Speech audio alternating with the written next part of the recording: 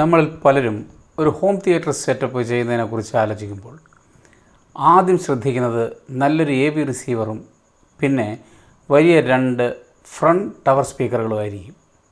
എന്നാൽ ഒരു 5.1 അല്ലെങ്കിൽ 7.1 സൗണ്ട് സിസ്റ്റത്തിൽ സിനിമകളിലെ ഡയലോഗുകളും മെയിൻ വോക്കൽസും കൈകാര്യം ചെയ്യുന്ന ഏറ്റവും പ്രധാനപ്പെട്ട സ്പീക്കർ ഏതാണെന്ന് നിങ്ങൾക്കറിയാമോ?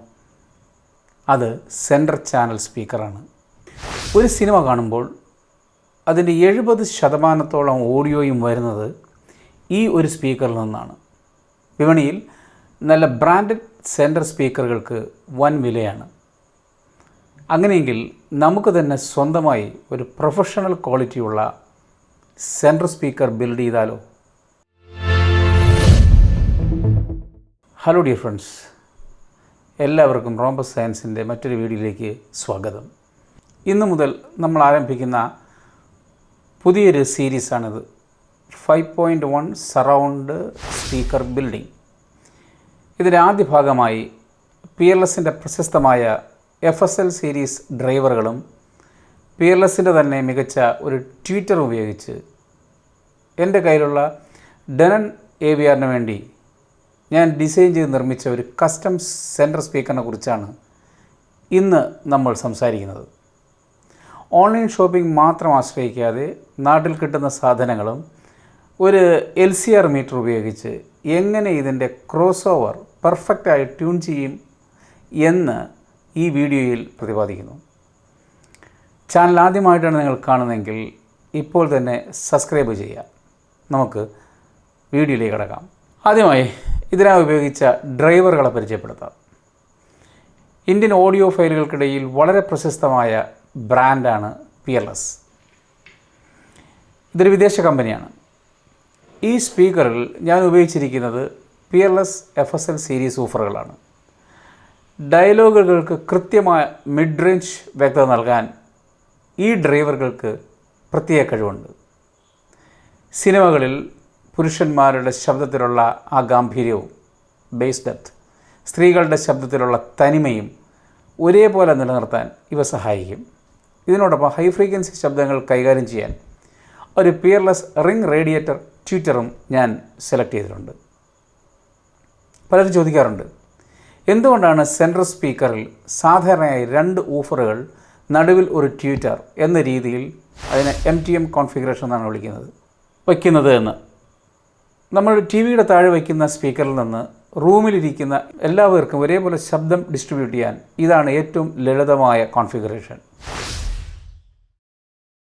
മെയിൻ സ്പീക്കറുകൾ പോരെ സെൻട്രൽ സ്പീക്കർ ആവശ്യമാണോ എന്ന് ചിലർക്കെങ്കിലും സംശയം തോന്നാം.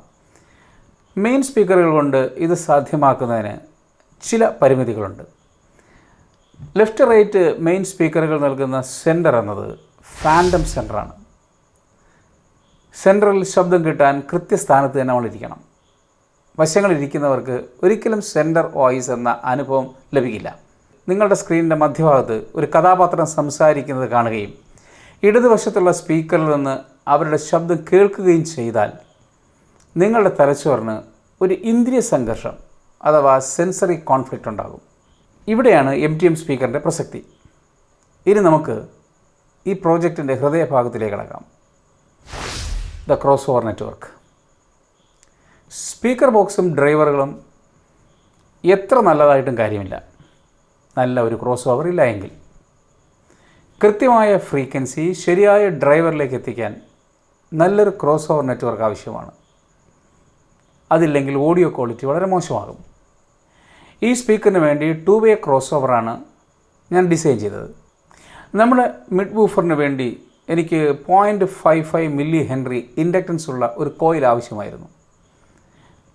ഇതുപയോഗിച്ചാണ് ലോ ഫ്രീക്വൻസി ശബ്ദങ്ങളെ മാത്രം വൂഫറിലേക്ക് കടത്തിവിടുന്നത്. ഇത് റെഡിമെയ്ഡായി വാങ്ങാൻ കിട്ടുമെങ്കിലും നമ്മുടെ നാട്ടിൽ ലഭ്യമായ 18 ഗേജ് കോപ്പർ വൈൻഡിങ് വയർ ഉപയോഗിച്ച് ഞാനിത് സ്വയം വൈൻഡ് ചെയ്തെടുത്തു. 21 ഗേജ് വയർ ഉപയോഗിച്ച് എയർ കോർ ആയിട്ട് ഇതുണ്ടാക്കി നോക്കിയപ്പോൾ ഇതിൻ്റെ DC റെസിസ്റ്റൻസ് DCR വളരെ കൂടുതലായി കണ്ടു.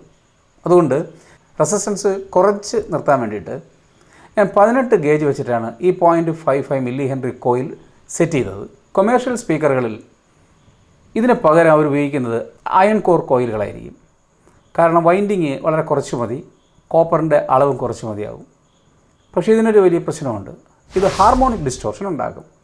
അതുകൊണ്ട് ക്രോസ് ഓവർ നെറ്റ്വർക്ക് ഉണ്ടാക്കുമ്പോൾ ഏറ്റവും ഉചിതമായിട്ടുള്ളത് എയർ കോർ ഇൻഡക്റ്റേഴ്സ് തന്നെയാണ്. ഇത് നിർമ്മിച്ചപ്പോഴാണ് ഈ ഒരു LCR മീറ്ററിൻ്റെ പ്രസക്തി എന്താണെന്ന് എനിക്ക് മനസ്സിലായത്. വെറുതെ കണക്ക് കൂട്ടി നമ്മൾ ചുറ്റുകയാണെങ്കിൽ കൃത്യമായ വാല്യൂ കിട്ടണമെന്നില്ല. കുറേ കോയിൽ വൈൻഡ് ചെയ്തതിന് ശേഷം ഇത് കണക്ട് ചെയ്ത് ഞാൻ ഇൻഡക്റ്റൻസ് മെഷർ ചെയ്യും. വ്യത്യാസങ്ങളുണ്ടെങ്കിൽ അതിനനുസരിച്ച് ചുറ്റുകളുടെ എണ്ണം കൂട്ടുകയോ കുറയ്ക്കുകയോ ചെയ്യും. എന്നിട്ട് ഞാൻ 0.55 മില്ലി ഹെൻറി അവിടെ കൊണ്ട് വാല്യൂ ലോക്ക് ചെയ്തു. അതുപോലെ തന്നെ ഹൈ ക്വാളിറ്റി കപ്പാസിറ്ററുകൾ ഉപയോഗിച്ച് ട്വിറ്ററിലേക്ക് പോകുന്ന ലോ ഫ്രീക്വൻസികളെ ബ്ലോക്ക് ചെയ്തു. അതായത് ഹൈ ഫ്രീക്വൻസി മാത്രം അത് കടത്തിവിടും. ഇവിടെ ഇലക്ട്രോലൈറ്റിക് കപ്പാസിറ്റർ അല്ല ഞാൻ ഉപയോഗിച്ചത്, വില കൂടിയ പോളിസ്റ്റർ കപ്പാസിറ്ററാണ് ഞാൻ ഉപയോഗിച്ചത്. ഞാൻ എന്തുകൊണ്ട് കപ്പാസിറ്റർ വാല്യൂ ഇവിടെ പറയില്ല എന്ന് വെച്ച് കഴിഞ്ഞാൽ അത് ഡ്രൈവറുകൾക്കനുസരിച്ച് അതിൻ്റെ പാരാമീറ്ററിനനുസരിച്ച് ഇതിൻ്റെ വാല്യൂ മാറും. ഡ്രൈവറുകളും ക്രോസ് ഓവറുകളും റെഡിയായ സ്ഥിതിക്ക് അടുത്ത പടി സ്പീക്കർ ക്യാബിനറ്റ് നിർമ്മാണമാണ്. സെൻട്രൽ സ്പീക്കറുകളുടെ വോളിയം, അതായത് ഇൻറ്റേർണൽ വോളിയം വളരെ കൃത്യമായിരിക്കണം. ഇതിനായി വൂഫറിൻ്റെ TS പാരാമീറ്ററുകൾ നോക്കി കൃത്യമായ എൻക്ലോഷർ സൈസ് കണക്കാക്കി. ഇതിനായി നിങ്ങൾക്ക് ഓൺലൈൻ ടൂളുകളോ ജെമിനി AIയോ WinISD പോലുള്ള സോഫ്റ്റ്വെയറുകളോ ഉപയോഗിക്കാം. WinISD സോഫ്റ്റ്വെയർ എങ്ങനെ ഉപയോഗിക്കുക എന്നുള്ളതിനെക്കുറിച്ചൊരു വീഡിയോ ഞാൻ പിന്നാലെ ചെയ്യുന്നതാണ്. ശബ്ദം വഴി ഈ ക്യാബിൻ വൈബ്രേറ്റ് ചെയ്യാതിരിക്കാൻ നല്ല കട്ടിയുള്ള മറൈൻ പ്ലൈവുഡ് അല്ലെങ്കിൽ ഹൈ ക്വാളിറ്റി പ്ലൈവുഡ് അതുമല്ലെങ്കിൽ MDF ഇത് വേണം ഉപയോഗിക്കാൻ. ബോക്സിനകത്തുണ്ടാകുന്ന അനാവശ്യമായ സൗണ്ട് റിഫ്ലക്ഷൻസ് ഒഴിവാക്കാനായിട്ട് ഇതിനുള്ളിൽ നല്ല രീതിയിൽ ഡാമ്പിംഗ് മെറ്റീരിയൽസ് ഉപയോഗിക്കുക. അത് പോളിഫില്ലോ അല്ലെങ്കിൽ ഗ്ലാസ് വൂളോ ഏതെങ്കിലും ഉപയോഗിച്ചാൽ മതി. ക്രോസ് ഓവർ സർക്യൂട്ട് ബോക്സിനുള്ളിൽ കൃത്യമായി ഉറപ്പിച്ച ശേഷം വായു പുറത്തു പോകാത്ത രീതിയിൽ എയർ ടൈറ്റായി ഡ്രൈവറുകൾ സ്ക്രൂ ചെയ്ത് പിടിപ്പിച്ചു. ഫിനിഷിങ്ങിനായി പുറത്ത് നല്ലൊരു വുഡ് വിനീറോ അല്ലെങ്കിൽ ബ്ലാക്ക് പെയിൻറ്റോ നൽകിയാൽ മതിയാകും. ഞാനിവിടെ ഇത് പുട്ടിയിട്ട് അതിൻ്റെ മേളിൽ പ്രൈമർ അടിച്ച് ശേഷം ബ്ലാക്ക് മാറ്റ് ഫിനിഷായിട്ടുള്ള ഇനാമൽ പെയിൻ്റാണ് ഉപയോഗിച്ചിരിക്കുന്നത്. ഇനി നമുക്കിത് സിസ്റ്റവുമായി കണക്ട് ചെയ്യാം. എൻ്റെ കയ്യിലുള്ള ഡെനൻ AVR റിസീവറാണ്. ഇതിൻ്റെ ബാക്ക് പാനലിലുള്ള സെൻറ്റർ ചാനൽ ഔട്ട്പുട്ടിലേക്കാണ് നമ്മൾ നിർമ്മിച്ച ഈ സ്പീക്കർ കണക്ട് ചെയ്യുന്നത്. ഒരു കാര്യം പ്രത്യേകം ശ്രദ്ധിക്കണം, നമ്മളുണ്ടാക്കിയ സ്പീക്കറിൻ്റെ പ്രൊഫഷണൽ റിസൾട്ട് അറിയണമെങ്കിൽ AVRൽ ചില സെറ്റിങ്സ് മാറ്റേണ്ടതായിട്ടുണ്ട്. നമ്മൾ സ്പീക്കർ കണക്ട് ചെയ്ത ശേഷം AVRലെ സ്പീക്കർ സെറ്റിങ്സ് റൺ ചെയ്യണം. AVRലെ ഈ സെൻട്രൽ സ്പീക്കറിൻ്റെ ക്രോസ് ഓവർ ഫ്രീക്വൻസി സാധാരണ അത് 80 ഹെർട്സിലായിരിക്കും. അത് കൃത്യമായി നമ്മൾ സെറ്റ് ചെയ്യണം. ഇത് നമ്മുടെ സ്പീക്കറിന് അമിതമായ സബ് ബേസ് സമ്മർദ്ദങ്ങളിൽ നിന്ന് സംരക്ഷിക്കാൻ വളരെ അത്യാവശ്യമാണ്. Yet the vows of this nation can only be fulfilled if we in this nation are. നിങ്ങൾ ഈ ശബ്ദം കേട്ടല്ലോ. തിയേറ്ററുകൾ കേൾക്കുന്ന പോലുള്ള ഡയലോഗ് വ്യക്തതയാണ് ഇപ്പോൾ ലിവിംഗ് റൂമിൽ കിട്ടുന്നത്. സാധാരണ വില കുറഞ്ഞ സെൻട്രൽ സ്പീക്കറുകളിൽ വോക്കൽസ് പലപ്പോഴും ബാക്ക്ഗ്രൗണ്ട് മ്യൂസിക്കിനിടയിൽ മുങ്ങിപ്പോകാറുണ്ട്. എന്നാൽ ഈ പിയർലെസ് വൂഫറുകളും നമ്മൾ ട്യൂൺ ചെയ്ത കസ്റ്റം ക്രോസ് ഓവറും കാരണം ശബ്ദത്തിന് നല്ല ക്ലാരിറ്റിയും ഡെപ്തും അനുഭവപ്പെടുന്നുണ്ട്. ഇനി MTM ഡിസൈനെക്കുറിച്ച് കേട്ടിട്ടുള്ളവർക്ക് ഒരു സംശയം തോന്നാം, ഇതൊരു ബാഡ് ഡിസൈൻ അല്ലേ എന്ന്.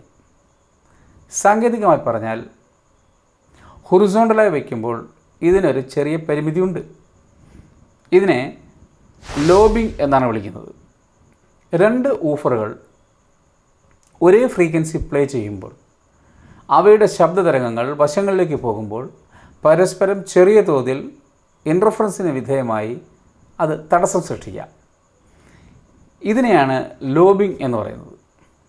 അതുകൊണ്ട് സ്പീക്കറിൻ്റെ നേരെ മുന്നിലിരിക്കുന്നവർക്ക് നല്ല ശബ്ദം കിട്ടുമെങ്കിലും വശങ്ങളിലേക്ക് മാറിയിരിക്കുമ്പോൾ ചെറിയ വ്യത്യാസങ്ങൾ അനുഭവപ്പെടാം. പക്ഷേ എന്തുകൊണ്ടാണ് നമ്മൾ ഇത് ഉപയോഗിക്കുന്നത്? ഹോം തിയേറ്ററിൽ സിനിമ കാണുമ്പോൾ ഡയലോഗുകൾക്ക് നല്ല പവറും ക്ലാരിറ്റിയും കിട്ടാൻ ഈ MTM കോൺഫിഗറേഷൻ തന്നെയാണ് ഏറ്റവും ഉചിതം. നമ്മൾ ഈ സ്പീക്കർ ഡിസൈൻ ചെയ്യുമ്പോൾ ട്വീറ്ററും ഊഫറും പരമാവധി അടുത്ത് വയ്ക്കുന്നതിലൂടെ ഈ ലോബിംഗ് പ്രശ്നത്തെ നമുക്ക് വലിയൊരു പരിധിവരെ കുറയ്ക്കാൻ കഴിയും. എല്ലാ എൻജിനീയറിംഗ് പ്രോജക്റ്റുകളിലും ഇങ്ങനെയുള്ള ചെറിയ വിട്ടുവീഴ്ചകൾ ആവശ്യമാണ്. നമ്മുടെ 5.1 സറൗണ്ട് സീരീസിലെ ആദ്യത്തെ ചുവടുവെപ്പ് മാത്രമാണിത്. അടുത്ത വീഡിയോകളിൽ ബാക്കി ചാനൽ സ്പീക്കറുകൾ എങ്ങനെ ഡിസൈൻ ചെയ്യാം എന്ന് ഞാൻ വളരെ വിശദമായി ചർച്ച ചെയ്യുന്നതായിരിക്കും. അതുപോലെ തന്നെ ക്രോസ് ഓവർ ഡിസൈനെക്കുറിച്ച് ഒരു സ്പെഷ്യൽ വീഡിയോ ഞാൻ ചെയ്യുന്നതായിരിക്കും. കേവലം കുറഞ്ഞ ചിലവിൽ നാട്ടിൽ കിട്ടുന്ന സാധനങ്ങൾ വെച്ച് ഇത്രയും മികച്ചൊരു ഔട്ട്പുട്ട് ഉണ്ടാക്കാൻ കഴിഞ്ഞതിൽ എനിക്ക് സത്യത്തിൽ വളരെ സന്തോഷമുണ്ട്. ഇതിന് ഏതാണ്ട് 12,000 രൂപയോളം ചിലവായി. അപ്പോൾ നിങ്ങൾ ചിലപ്പോൾ ചോദിച്ചിരിക്കും 9,000-10,000 രൂപ എടുത്തു കഴിഞ്ഞാൽ റെഡിമെയ്ഡ് പുറത്ത് സെൻട്രൽ സ്പീക്കർ ലഭിക്കുമല്ലോ, പിന്നെ എന്തിനാണ് 12,000 രൂപ മുടക്കിയതെന്ന്. ഉത്തരം വളരെ ലളിതമാണ്. ആ 9,000 രൂപ അല്ലെങ്കിൽ 10,000 രൂപയിൽ കമ്പനിയുടെ മാർക്കറ്റിങ്ങും ലാഭവും ഒക്കെ ഉൾപ്പെട്ടിട്ടുണ്ട്. എന്നാൽ നമ്മൾ മുടക്കുന്ന ഈ 12,000 രൂപയും പൂർണ്ണമായും അതിൻ്റെ ക്വാളിറ്റിയിൽ മാത്രമാണ് നമ്മൾ ചിലവാക്കുന്നത്.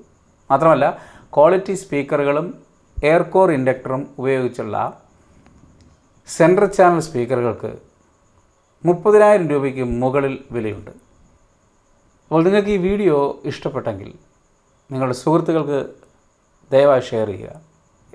അടുത്ത മറ്റൊരു ഓഡിയോ എഞ്ചിനീയറിംഗ് വീഡിയോയുമായി അടുത്ത ദിവസം കാണാം. അതുവരെ വളരെ നന്ദി, നമസ്കാരം. Thank you.